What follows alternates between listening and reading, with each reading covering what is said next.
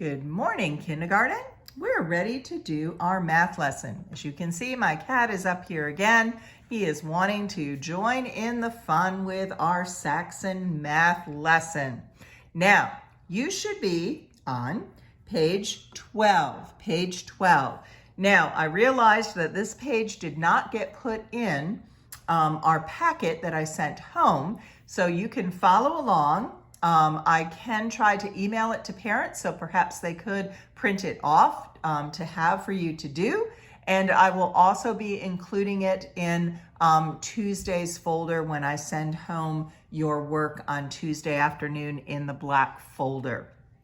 There was some confusion there as to the amount of work and when my students were returning, so the 12A sheet never made it into your packet. I am sorry for that.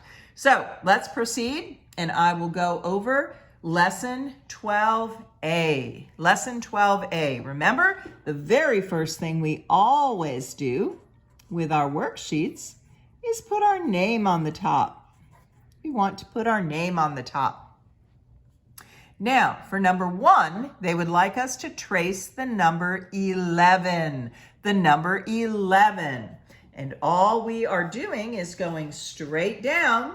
Down you run, then you're done. That is how you make a 1.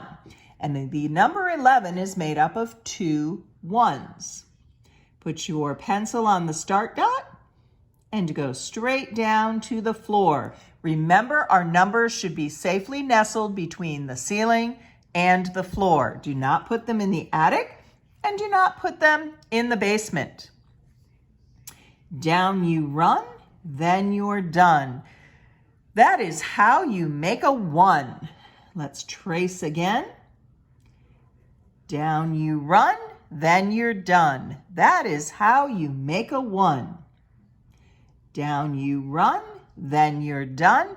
That is how you make a 1. The number 11 is made up of 1 in the ones column and a 1 in the tens column. Remember our place values. Ones, tens, hundreds. Ones, tens. Now let's continue where the start dots are and make our number 11.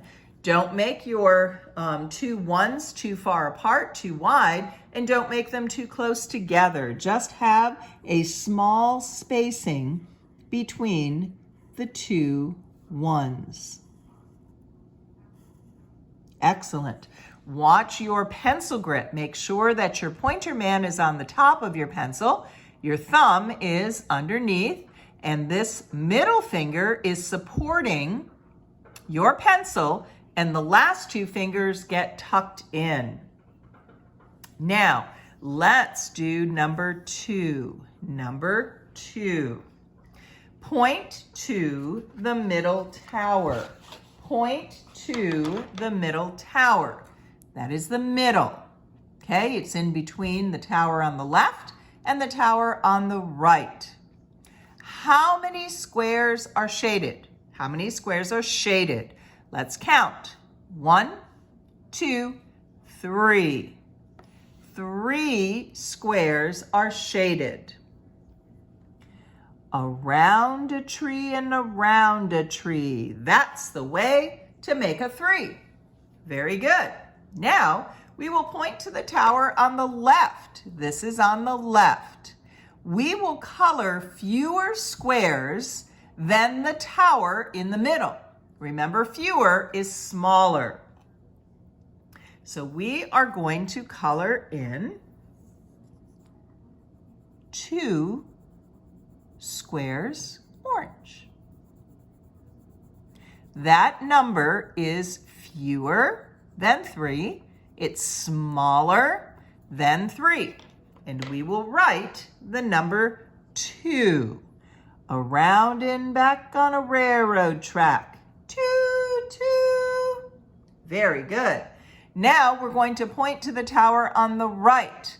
And we're going to color more squares than the tower in the middle. And more means a greater number, a larger number than 3.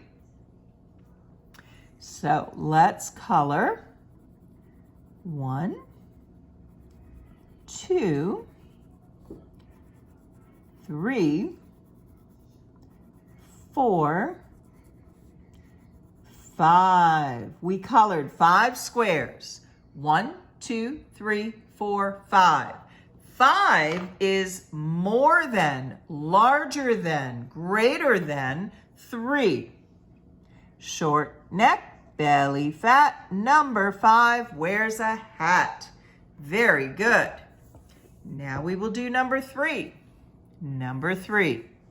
Write a 3 on the last line. This is first, second, third. This line is the middle. They want us to write the 3 on the last line. So we're going to put a 3. Around a tree and around a tree, that's the way to make a 3. Then we will write a 7 on the first line. A 7 on the first line. Across the sky and down from heaven, that's the way to make a 7. Excellent. And lastly, we will write a 2 on the middle line. This is the middle line. It's in between the 7 and the 3. Around and back on a railroad track. 2, 2. Very good. Then you can go ahead and do the back side of your worksheet, side B. It's just like the front, except it has different numbers on it. And you can have your mom or dad correct it with you after you are finished. And I hope that you have a great day.